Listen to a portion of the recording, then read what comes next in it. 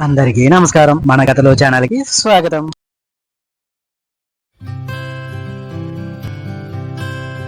అందరికీ నమస్కారం. Welcome to మన కథలు ఛానల్. మన యొక్క ఈ ఛానల్లో పెద్దలు పిల్లలకి చెప్పడానికి ఉపయోగపడే వ్యక్తిత్వ వికాస మరియు మనోవికాస కథలు, పిల్లల చతురతకు ఉపయోగపడేటటువంటి తెనాల రామలింగడి కథలు మరియు అక్బర్ బీర్బల్ కథలు, అదేవిధంగా నీతి కథలు మొదలైనవి మన ఛానల్ ద్వారా వీడియోల రూపంలో అందించబడను. మీ యొక్క ఆదరాభిమానాన్ని సబ్స్క్రైబ్ అండ్ లైక్ రూపంలో మా ఛానల్ పై చూపించగలరు. మరి ఇంకెందుకు ఆలస్యం? మరి ఆలస్యం చేయకుండా మనం ఈ రోజు కథలోకి వెళ్ళిపోదామా? Yes, sir. Yes, sir. ఈ రోజు మనం చెప్పుకోబోయే కథ నాయకత్వం. ఒక అడవిలో కోతి ఉండేది. ఎప్పటికైనా ఆ అడవికి రాజు కావాలని కలలు కనేది. ఒక రోజు చెట్ల మీద అటు ఇటు గెంతులు వేస్తూ ఉండగా వేటగాళ్ళ గుంపు అడవిలోకి రావడం గమనించింది. వెంటనే మృగరాజుతో సహా మిగతా అన్ని జీవులకు విషయం చెప్పి గుహల్లోకి వెళ్ళమని హెచ్చరించింది. అది చెప్పినట్లుగా జంతువులన్నీ గుహలోకి వెళ్లి దాక్కున్నాయి. కొన్ని గంటలు వెతికిన తర్వాత నిరాశగా వెనక్కి తిరిగారు వేటగాళ్ళు. అప్పుడు జంతువులన్నీ బయటకు వచ్చి కోతికి కృతజ్ఞతలు తెలిపాయి. సింహం కూడా మెచ్చుకొని ఏం కావాలో కోరుకోమంది. కోతి ధైర్యం చేసి అడవికి రాజు అవ్వాలనుంది. 10 రోజులైనా సరే అంది. కాసేపు ఆలోచించిన మృగరాజు, రేపటి నుంచి మన అడవికి నువ్వే రాజు అంది. దాంతో కోతి చాలా ఆనందించింది. ఇంటికి వెళ్లి పడుకొని రేపటి నుంచి జంతువులన్నీ నేను చెప్పినట్లే వింటాయని బోలెడు కలలు కంది. మరుసటి రోజు ఉదయం ఎప్పటిలాగే ఆలస్యంగా నిద్రలేచింది. ఆ రోజు ఒక్కసారిగా పక్క అడవి జీవులన్నీ ఇక్కడికి రాసాగాయి. అప్పుడు కోతికి ఏం చేయాలో తోచలేదు. ఇది మా అడవి, మీరెందుకు వచ్చారు? వెళ్ళిపోండి, లేదంటే కొట్టేస్తాను అంటూ ఏవేవో మాట్లాడింది. అంతలోనే అక్కడికి వచ్చిన మృగరాజు, అసలు మీరు ఇక్కడికి రావడానికి కారణం ఏంటి అని అడిగింది. మా అడవిలో మంటలు వ్యాపించాయి, అక్కడ ఉండలేక ప్రాణాలు కాపాడుకోవడానికి ఇక్కడికి వచ్చాము అన్నాయా జంతువులు. ఎలాంటి భయం లేకుండా మీరు ఇక్కడే ఉండొచ్చు అని వాటికి ధైర్యం చెప్పింది మృగరాజు. అది విన్న కోతి, రాజు అంటే ముందు పరిస్థితినే కాదు దాని వెనక కారణాన్ని కూడా అంచనా వేయగలగాలి. ఎలాంటి కంగారు లేకుండా నిర్ణయాలు తీసుకోవాలి. అప్పుడే అందరికీ సరైన న్యాయం జరుగుతుంది. నేను ఒక్కరోజు కూడా రాజుగా ఉండడానికి పనికిరాను అన్నది కోతి. అనగనగా ఒక గ్రామంలో ఒక రైతు ఉండేవాడు. అతను గ్రామ శివార్లలో పెద్ద పొలాన్ని సాగు చేసి రకరకాల పంటలను పండించి మరుసటి రోజు మార్కెట్ లో అమ్మేవాడు. అతను ప్రతిరోజు రాత్రి పొలం దగ్గరికి వెళ్ళేటప్పుడు తన గాడిదను కూడా తనతో తీసుకువెళ్లి రాత్రంతా పొలం దగ్గర కాపలా ఉంచి మరుసటి రోజు ఉదయం పండిన పంటను గాడిద మీద తీసుకువచ్చి అమ్మడానికి వెళ్ళేవాడు. ప్రతిరోజు రాత్రి సమయంలో ఒక నక్క పెద్ద ఊలలు పెడుతూ అరుస్తూ ఉండటం గాడిద గమనించింది. నక్క యొక్క అరుపుకు తన యజమాని భయపడుతూ ఉండేవాడు. రైతు గాడిదతో ఈ విధంగా అన్నాడు, ఈ నక్క ఊల చాలా భయానకంగా ఉన్నది, దీని అరుపుకు నా నరాలు తెగిపోయేలా ఉన్నాయి అని అన్నాడు. ఒక రోజు రాత్రి గాడిద అనుకోకుండా నక్కను కలిసింది. గాడిద నక్కను చూసి చాలా ఈర్ష్యపడుతూ దానితో ఈ విధంగా అన్నది, చూడు నక్క, నీ అరుపుకు నా యజమాని చాలా భయపడుతున్నాడు. నన్ను చూడు ఒకసారి, ఎప్పుడు నన్ను కొడుతూ నాతో ఎక్కువ బరువులు మోగిస్తూ ఉంటాడు. జుత్తులు మారి నక్కకు తనను చూసి ఈర్ష్యపడుతున్న గాడిదకు తగిన గుణపాఠం చెప్పాలని మనసులో అనుకుంది. దానితో ఈ విధంగా అంది, ఎవరన్నారు నీ యజమాని నీకు భయపడడని? నీవు ఎప్పుడైనా రాత్రి సమయంలో ఓల పెట్టావా? ఆ మాటలకు గాడిది ఈ విధంగా అనుకుంది, ఇదే అన్నమాట అసలైన రహస్యం. ఆ మరుసటి రోజు రాత్రి తన యజమాని పడుకున్న తర్వాత గాడిద తన పెద్ద నోరును తెరిచి నక్క ఓల పెట్టినట్టు తను కూడా అరవడం మొదలు పెట్టింది. ఆ అరుపులు విన్న రైతు నిద్ర నుంచి మేలుకొని గట్టిగా ఒండ్రు పెడుతున్న గాడిదను చూసి పెద్ద కర్రను తీసుకుని వచ్చి దానిని చితక బాదాడు. దెబ్బలు తింటున్న గాడిదకు పక్కవారిని చూసి ఈర్ష్యపడకూడదు అన్న విషయం అప్పటికి అర్థమైంది. ఈ కథలోని నీతి ఏమిటంటే ఈర్ష్యతో ఎవ్వరిని అనుకరించడానికి ప్రయత్నించకూడదు. ఈ రోజు మనం చెప్పుకోబోయే కథ పేరు నిజాయితీ. ఒక పల్లెటూరులో రామయ్య, వీరయ్య అనే 2 వ్యాపారులు ఉండేవారు. నువ్వా నేనా అన్నట్లు వారి మధ్య ఎప్పుడూ పోటీ ఉండేది. వేరే దగ్గర పనిచేస్తే గుమస్తా గంగులు తనకు జీతం కాస్త పెంచమని ఎన్నో నెలల నుంచి యజమానిని అడుగుతున్నాడు. కానీ ఆయన మాత్రం చూద్దాం చేద్దాం అంటూ ప్రతి నెల దాటవేసాగాడు. దీంతో విసుగు చెందిన గంగులు ఇక లాభం లేదనుకొని అక్కడ పని మానేశాడు. కొద్ది రోజుల తర్వాత అలవాటైన పని కావడంతో మరో వ్యాపారి రామయ్య దగ్గరకు వెళ్ళాడు. విషయం మొత్తం చెప్పి పని ఉంటే ఇవ్వమని అడిగాడు. తను ఎంత జీతం ఆశిస్తున్నాడో కూడా చెప్పాడు. ఆయన కాస్త ఆలోచించి కొద్ది నెలల తర్వాత మళ్ళీ జీతం పెంచమని అడగవు అనే గ్యారంటీ ఏమిటి అన్నాడు. కుటుంబం గడవడం కష్టంగా అనిపిస్తే అడగడంలో తప్పు లేదని అనుకుంటున్నానయ్యా అని సమాధానం ఇచ్చాడు గంగులు. మరి నిన్ను పనిలో తీసుకుంటే నాకేమైనా లాభం ఉంటుందా అని అడిగాడు రంగయ్య. అర్థం కాలేదన్నట్లుగా ముఖం పెట్టాడు గంగులు. నిన్ను పనిలోకి తీసుకుంటే అక్కడి వ్యాపార రహస్యాలు ఏమైనా చెప్పగలవా అని అడిగాడు. అయ్యా, నిన్నటి వరకు నాకు అన్నం పెట్టిన యజమానికి ద్రోహం చేయలేదు. నేను నీతి తప్పే మనిషినే కాదయ్యా, క్షమించండి అన్నాడు గంగులు. ఆ జవాబుతో రామయ్య నవ్వుతూ, శభాష్ గంగులు, నీ నిజాయితీ నాకు నచ్చింది. ఈ రోజు నుంచే నువ్వు పనిలో చేరొచ్చు. జీతం కూడా నువ్వు అడిగినంతే ఇస్తాను అన్నాడు. అనగా ఒక అడవిలో ఒక పెద్ద కోతుల గుంపు నివసించసాగింది. ఆ గుంపులోని కోతులన్నీ చెట్లపై భాగాలలో తమ నివాసాలను ఏర్పాటు చేసుకుని జీవించసాగాయి. ఆ గుంపులో చాలా పిల్ల కోతులు ఉన్నాయి. వేసవి కాలంలో అడవిలో ఉన్న నదిలో కోతులన్నీ స్నానాలు చేస్తూ సాయంత్రం సమయంలో అక్కడే ఉన్న చెట్లపై ఉన్న పండ్లను తింటూ ఆనందంగా ఉండసాగాయి. అడవిలో ఉన్న కోతులన్నీ శత్రువుల నుండి ఒకరికి ఇంకొకరు రక్షణగా ఉంటూ ఒక కుటుంబంలా జీవించసాగాయి. వేసవికాలం పూర్తవగానే శరత్కాలం ఆరంభమైంది. అడవిలోని చెట్లన్నీ పండ్లతో కలకలలాడుతున్నాయి. చాలా పండ్లు నేల రాలిపోతున్నాయి. కోతులన్నీ రాలిన పండ్లను కడుపు నిండా తింటూ ఆనందించసాగాయి. ఒకరోజు ఒక ఆకతాయి కోతి రేగు చెట్లను దాటుతూ ముందుకు వస్తూ ఉంది. ఆ ఆకతాయి కోతి క్రింద రాలిపడిన రేగు పండ్లను చూసి పొరపాటుగా నిప్పు కణికలు అనుకొని తనకు కావలసిన అన్ని ఏరుకోసాగింది. ఆ కోతిని చూసిన మిగిలిన కోతులు కూడా రాలిపడిన ఈ రేగు పళ్ళను ఏరుకోసాగాయి. అవి ఒకదానితో ఒకటి అక్కడ పడి ఉన్న పండ్లను ఏరుకుంటూ ఈ విధంగా చెప్పుకోసాగాయి. ఈ నిప్పు కణికలు మనల్ని చలికాలంలో చలి నుండి కాపాడి వెచ్చదనాన్ని ఇస్తాయి. వీరి మాటలను అక్కడే చెట్టుపై ఉన్నటువంటి రామచిలక విన్నది. దానికి కోతులపై జాలి కలిగింది. వెంటనే అది చెట్టుపై నుండి ఈ విధంగా అంది. ఓ కోతుల్లారా, నేను మిమ్మల్ని చాలా సేపటి నుండి చూస్తున్నాను. ఇంతకు మీరంతా ఏం చేస్తున్నారు? ఆ మాటలు విన్న కోతుల నాయకుడు చిలుకతో ఈ విధంగా అన్నాడు. మేమందరం చలికాలంలో చలి కాచుకోవడానికి నిప్పు కణికలను ఏరుకుంటున్నాం. కోతుల నాయకుడి మాటలు విని చిలుక ఈ విధంగా అన్నాడు. మీరందరూ అనుకున్నట్లు ఇవి నిప్పు కణికలు కావు, బాగా పండిన రేగు పళ్ళు. ఇవి చలికాలంలో ఇంకా పుల్లగా మారిపోతాయి. ఆ మాటలకు కోతుల నాయకుడు ఈ విధంగా అన్నాడు. చిలుక, నీవు ముందు ఇక్కడి నుండి వెళ్ళిపో. మేము నీ మాటల్ని వినం అని చిలుక వెంటపడి అది ఎగిరిపోయేలా చేశాడు. అందరిలోనే శరత్కాలం మారిపోయి శీతాకాలం వచ్చింది. అడవిలో అంతా మంచుతో కూడిన ఈదురుగాలులు వీస్తున్నాయి. కోతులన్నీ చలి కాచుకోవడానికి అవి దాచిపెట్టుకున్న నిప్పు కణికల దగ్గరికి వెళ్ళాయి. కానీ అక్కడ నల్లగా మారిపోయిన రేగుపళ్ళు కనిపించాయి. అప్పుడు వాటికి చిలుక చెప్పిన మాటలు అర్థమయ్యాయి. ఈ కథలోని నీతేమిటి అంటే, అరుదుగా ఇచ్చేటువంటి ఉచిత సలహాలు చాలా విలువైనవి. అనగనగా ఒక ఊరిలో దర్శన్ అనే వ్యక్తి ఉండేవాడు. అతనికి నిర్మల్ అనే ఒక కొడుకు ఉండేవాడు. తండ్రి కొడుకులిద్దరికి ఒకరి అంటే ఒకరికి చాలా ఇష్టం. ఒక రోజు తండ్రి కొడుకులిద్దరూ సరదాగా తిరిగి రావడానికి దగ్గరలోనే అడవికి వెళ్లారు. తిరిగి వచ్చే సమయానికి చీకటి పడింది. వారిద్దరూ అక్కడ ఒక పాడుబడిన భవంతిని చూసి అక్కడ తల దాచుకోవాలని అనుకున్నారు. కానీ వారిద్దరికి తెలియని విషయం ఏమిటంటే, ఆ భవంతిలో దయ్యాలు తిరుగుతూ ఉంటాయని తెలియదు. అర్ధరాత్రి సమయంలో అనుకోకుండా పెద్ద శబ్దం వినిపించడంతో నిద్రపోతున్న నిర్మల్ ఉలిక్కిపడి లేచాడు. అతను తమ చుట్టూ భూతం తిరుగుతూ ఉండడం చూశాడు. నిర్మల్ లేచిన కొద్దిసేపటికి దర్శన్ కూడా నిద్ర లేచాడు. ఆ భూతాన్ని చూసిన తండ్రి కొడుకులు భయంతో ఒకరిని ఒకరు హత్తుకొని నిల్చున్నారు. వారిద్దరిని చూసిన భూతం గట్టిగా నవ్వుకుంటూ వారి దగ్గరికి వచ్చి వారితో ఈ విధంగా అన్నది. నేను చాలా ఆకలితో ఉన్నాను.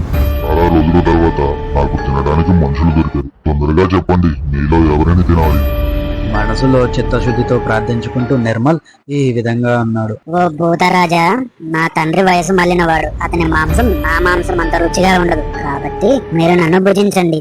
ఆ మాటలు విన్న తండ్రి దర్శన్ మనసులో తన కొడుకును రక్షించాలని భూతంతో ఈ విధంగా అన్నాడు. భూతరాజా, నా కొడుకు చిన్నవాడు. అతనికి చాలా భవిష్యత్తు ఉంది. నేను అన్ని సుఖాలను అనుభవించాను. కాబట్టి నా కొడుకును వదిలిపెట్టి నన్ను భుజించు అన్నాడు దర్శన్. కన్నీటితో భూతాన్ని వేడుకున్నాడు. తండ్రి కొడుకుల ప్రేమను చూసి, ఒకరిపై ఒకరికి గల అభిమానాన్ని చూసి ఆశ్చర్యపోయిన భూతం తన దారిన తాను వెళ్లిపోయింది. ఈ కథ ద్వారా మనం అర్థం చేసుకోవాల్సిన విషయం ఏమిటంటే, ప్రేమతో నిండిన ప్రార్థనలు తొందరగా సఫలమవుతాయి.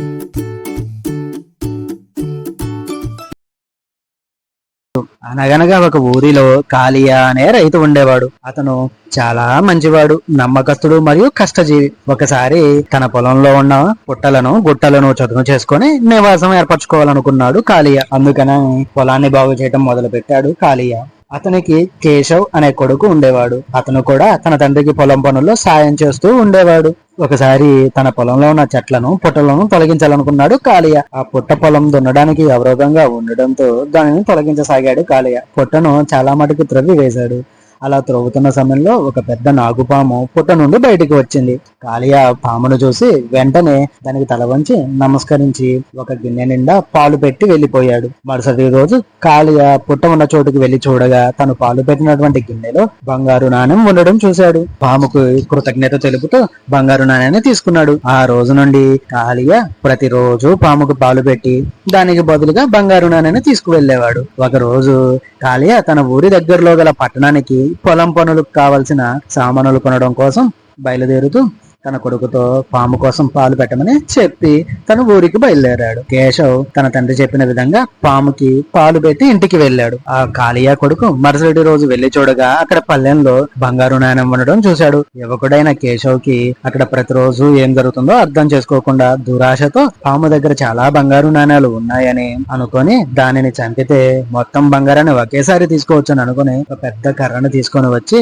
పామును కొట్టి చంపడానికి ప్రయత్నించాడు. పాము తనకు హాని తలపెట్టిన కేశవును కాటు వేయడంతో అతను అక్కడే మరణించాడు. పట్టణం నుండి తిరిగి వచ్చిన కాళియ తన కొడుకు మరణ వార్త విని చాలా బాధపడ్డాడు. తన కొడుకును పోగొట్టుకున్నందుకు ఎంతగానో దుఃఖించాడు. అదే సమయంలో పాము పరిస్థితిని కూడా తలుచుకుని దాని దయనీయ స్థితికి బాధపడ్డాడు. ఏ పరిస్థితిలో పాము తన కొడుకును కాటు వేసిందో తెలుసుకొని పాముపై జాలిపడ్డాడు. పాము ఎక్కడ ఉందో అని పొలం అంతా వెతికాడు. తనకు పాము కనిపించిన వెంటనే మునపటిలాగానే దానికి ఒక గిన్నెలో పాలు పెట్టి తన కొడుకు చేసిన తప్పిదానికి క్షమించమని వేడుకున్నాడు. తనను ముందు ఎలాగా నమ్మిందో అలాగే నమ్మమని వేడుకున్నాడు. ఇంకెప్పుడు హాని జరగదని హామీ ఇచ్చాడు. అతని మాటలు విన్న పాము బుసగొడుతూ ఈ విధంగా బదులిచ్చింది. నన్ను క్షమించు మిత్రమా, నేను నీ కొడుకు చేసిన హానిని మర్చిపోలేను. అలాగే నీవు నీ చనిపోయిన కొడుకుని మర్చిపోలేవు. కాబట్టి మన మధ్య గల స్నేహబంధాన్ని ఎక్కడితోనే ముగించుకుందాము. ఇకపై నీవు నా కోసం వెతకవద్దు. మనం విడిపోవడమే ఇద్దరికీ మంచిది అని చెప్పి అక్కడి నుండి పాకుతూ వెళ్లిపోయింది పాము.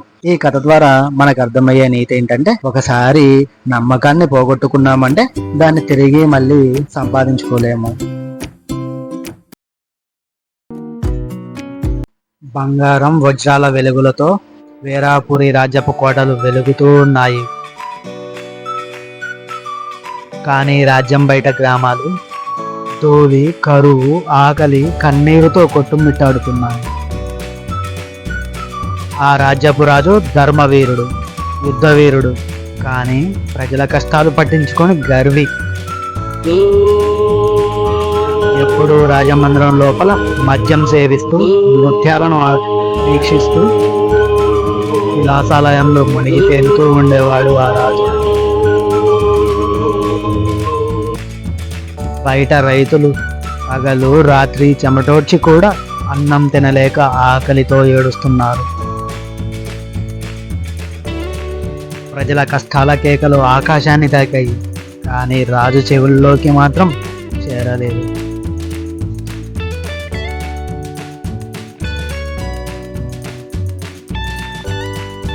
ఆ మహారాజు రాజ్యంలో ఒక గ్రామంలో రామయ్య అనే చిన్న రైతు విశాల హృదయంతో జీవిస్తూ ఉండేవాడు. ఆ గ్రామానికి వరుసగా 3 సంవత్సరాల నుంచి కరువు తాకిడి ఉంది. పంటలు ఎండిపోవడం, పిల్లలు రాత్రి ఆకలితో ఏడవడం, వారి భార్యా పిల్లలు ఆవేదనలలో ఉండటం అక్కడ యథామాము. ఒకరోజు రామయ్య ఇలా ఉంటే మనం బ్రతకలేం, రాజు దగ్గరికి ఎలా అయినా వెళ్ళాలి అని నిర్ణయించుకున్నాడు. కానీ ఆ రాజ్యాన్ని చేరుకోవడం అంత సులువైన పనేమీ కాదు. ఆ రాజ్యపు రహదారి అంతా బురద, వర్షం, దొంగలతో, సాహసంతో కూడుకున్న పని. కానీ రామయ్య వెనక్కి తగ్గలేదు.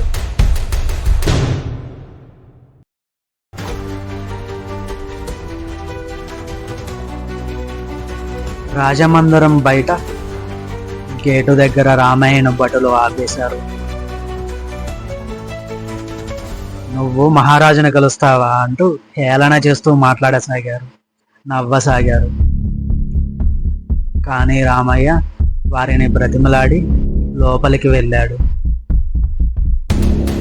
సభలో రాజు బంగారపు సింహాసనం మీద ఆసీనుడై ఉన్నాడు. రైతు రామయ్య రాజుకు నమస్కారం చేస్తూ మహారాజా, మా పంటలు పాడయ్యాయి, మా పిల్లలకు కూడు లేదు.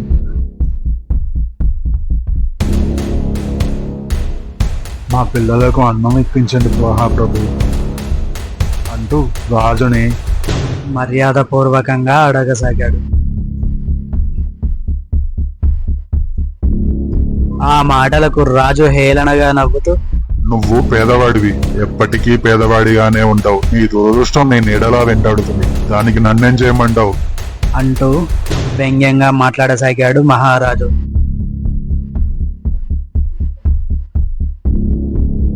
సభలో అందరూ ఆ మాటలకు నవ్వుతూ రామాయణం హేళన చేయసాగారు. రైతు కళ్ళల్లో కన్నీళ్లు తిరిగాయి. కానీ ఆ కన్నీటిని ఆపుకొని మహారాజుతో ఈ విధంగా అన్నాడు. మహారాజా, ఒక పక్షి చెట్టుపై గూడు కట్టుకొని ఉంటుంది, కానీ ఆ గూడు వర్షానికి గాలికి కూలిపోతూ ఉంటుంది. అయినా కానీ ఆ పక్షి ఆశతో మరలా గూడు కట్టుకొని నివసిస్తూ ఉంటుంది. అదే విధంగా మా గ్రామ రైతులు కూడా ఆశతో జీవిస్తూ ఉన్నాం. కానీ ఇక్కడ విచారకరమైన విషయం ఏమిటంటే, ఈ రాజ్యపు రాజు గుండె రాతి లాంటిది, అది ఎప్పటికీ మారదు. ఇంకా ఈ రాజ్యపు ప్రజలు ఎవరిని ఆశ్రయించాలి మహాప్రభు అంటూ గట్టిగా అరవసాగాడు.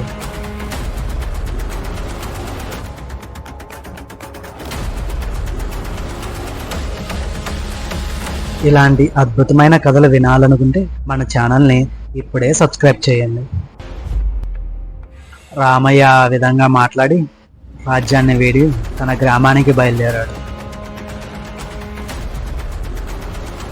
ఆ రోజు రాత్రి మహారాజుకి నిద్ర పట్టలేదు. తనకి తన తండ్రి చెప్పిన చివరి మాటలు గుర్తొచ్చాయి. ప్రజలు ఏడిస్తే మన రాజ్యం నిలవదురా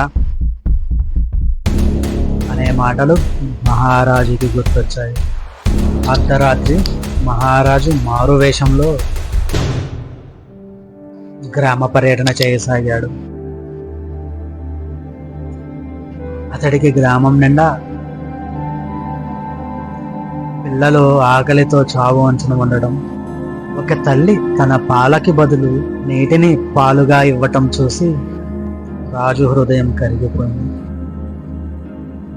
ఆకలితో ఒక వృద్ధుడు రోడ్డుపై చనిపోయినట్లుగా పడిపోయి ఉన్నాడు. ఆ దృశ్యాన్ని చూసి రాజు కళ్ళల్లో కన్నీళ్లు తిరిగాయి. ఇన్ని రోజులు తన గర్వానికి తానే సిగ్గుపడుతూ తిరిగి తన రాజ్యాన్ని చేరుకున్నాడు.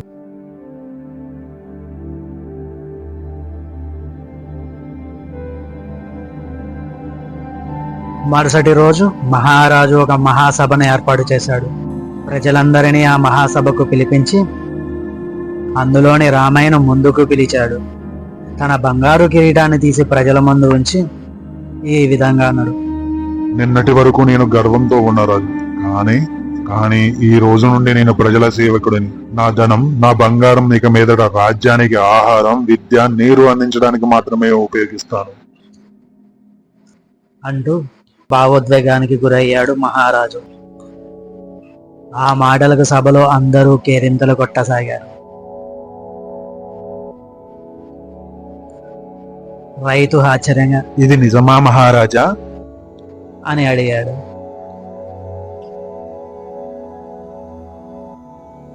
రాజు అతన్ని హత్తుకుని, నువ్వు నాకిచ్చిన పాఠమే నా జీవితాన్ని మార్చింది. నాయకుడు అంటే ధనం సేకరించేవాడు కాదు, ప్రజల కన్నీళ్లు తూర్చేవాడే నిజమైన రాజు. గర్వం కొంతకాలమే నిలుస్తుంది, కానీ మనం చేసే సేవ శాశ్వతంగా నిలుస్తుంది అని తెలుసుకున్నాం.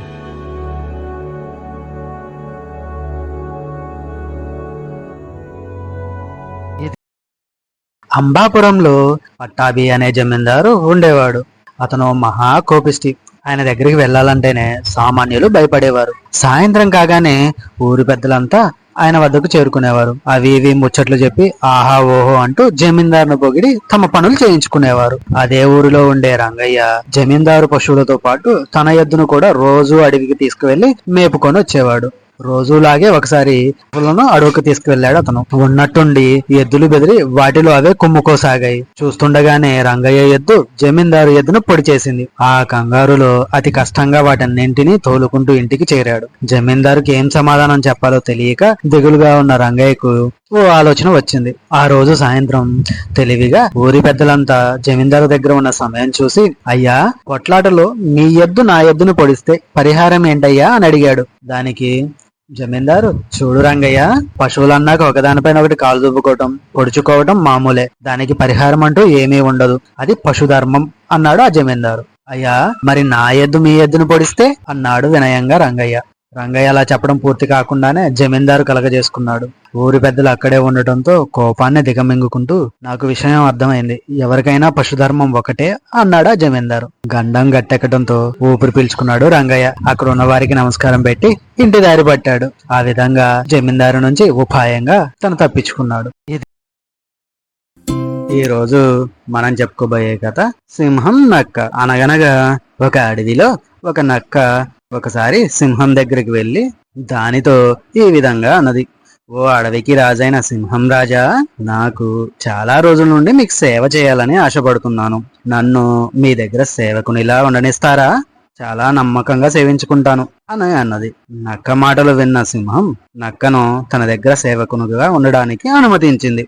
నక్క సింహంతో అన్నట్టుగానే సింహం పట్ల విశ్వాసంతో నమ్మకంతో ఉంటూ దానిని సేవించుకోసాగింది. అడవిలో ఏదైనా జంతువు కనిపించగానే ఆ జంతువు యొక్క జాడను సింహంకు సూచన ద్వారా తెలియజేసేది. సింహం ఆ జంతువును చంపి తినగా మిగిలిన మాంసం ముక్కలను నక్క తింటూ చాలా ఆనందంగా జీవితాన్ని గడపసాగింది. సింహం యొక్క దయ వలన నక్క మిగిలిన మాంసాన్ని తిని చాలా పుష్టిగా బలిష్టంగా తయారైంది. నక్కలో దురాశ మొదలైంది. అది సింహం దగ్గరికి వెళ్లి దానితో ఈ విధంగా అన్నా, ఈ రోజు నా ఆహారాన్ని నేనే సంపాదించుకుంటాను. ఆహారం కోసం బయలుదేరిన నక్కకు అడవిలో చాలా చిన్న జంతువులు కనిపించాయి, కానీ వాటిపై మక్కువ చూపలేదు. కొద్దిసేపటికి ఒక బలిష్టమైన ఏనుగును చూసిన నక్క తనలో తాను ఈ విధంగా అనుకున్నది, ఆహా, ఏనుగే నాకు సరి అయిన ఆహారం, దీనిని చంపి నా కడుపు నింపుకుంటాను అని అనుకుంటూ ఒక గంతు వేసి ఏనుగు పైకి దూకింది.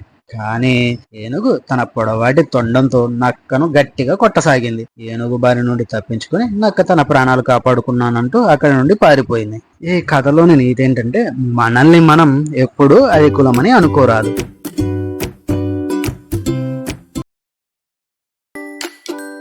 అనగనగా ఒక అడవిలో ఒక కోకిల కుటుంబం ఉంది. అవి ఒక చెట్టు పైన జీవించసాగాయి. ఒకసారి తల్లి కోకిల చాలా గుడ్లను పెట్టింది. ఆ గుడ్లన్నీ ఒదిగి చిన్న చిన్న కోకిల పిల్లలు బయటికి వచ్చాయి. ఆ చిన్న కోకిల పిల్లలలో ఒక కోకిల అంగవైకల్యంతో బయటికి వచ్చింది. తల్లి కోకిల, తండ్రి కోకిల అంగవైకల్యం గల ఆ కోకిల పిల్లను చాలా ప్రేమగా జాగ్రత్తగా చూడసాగాయి. దానికి కావలసిన ఆహారాన్ని కూడా వాళ్ళే దగ్గర ఉండి తినిపించేవాళ్ళు. ఒకరోజు అనుకోకుండా అడవికి నిప్పు అంటుకుంది. ఆ నిప్పు త్వరగా అడవంతా అలుముకోసాగింది. అడవిలోని జంతువులు, పక్షులు ప్రాణభయంతో తమ నివాస స్థలాలను వదిలి బయటకు వెళ్ళసాగాయి. ఈ విషయం తెలుసుకున్న తండ్రి కోకిల తన సంతానంతో ఈ విధంగా అన్నాడు, పిల్లల్లారా, ఎగిరిపోండి, మీ ప్రాణాలను రక్షించుకోండి. ఆ మాటలు విన్న తల్లి కోకిల బాధ నిండిన స్వరంతో ఈ విధంగా అంది, మనం ఈ అంగవైకల్యం గల కోకిల పిల్లను వదిలి ఎలా వెళ్ళగలం? కనీసం దానికి నడవడానికి కూడా సాధ్యం కాదు.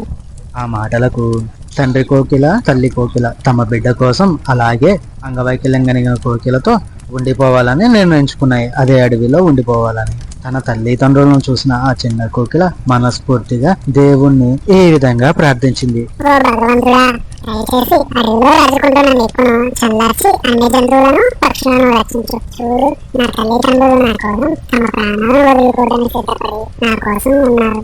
మరి నీవు ఈ ప్రపంచానికే తండ్రివి కదా, నా తల్లిదండ్రులు నాపై చూపిస్తున్నంత ప్రేమ నీకు నీ పిల్లలపై లేరా? చిన్న కోకిల ఇలా ప్రార్థించిన కొద్దిసేపటికే అకస్మాత్తుగా అడవిని ముంచేసే విధంగా వర్షం రావడం ప్రారంభమైంది. ఆ వర్షానికి అడవిలో రాజుకున్న నిప్పు చల్లారిపోయింది. ఈ కథలోని నీతి ఏమిటి అంటే, మంచి పనుల కోసం మనస్ఫూర్తిగా చేసే ప్రార్థనలకు సత్ఫలితాలు త్వరగా కలుగుతాయి.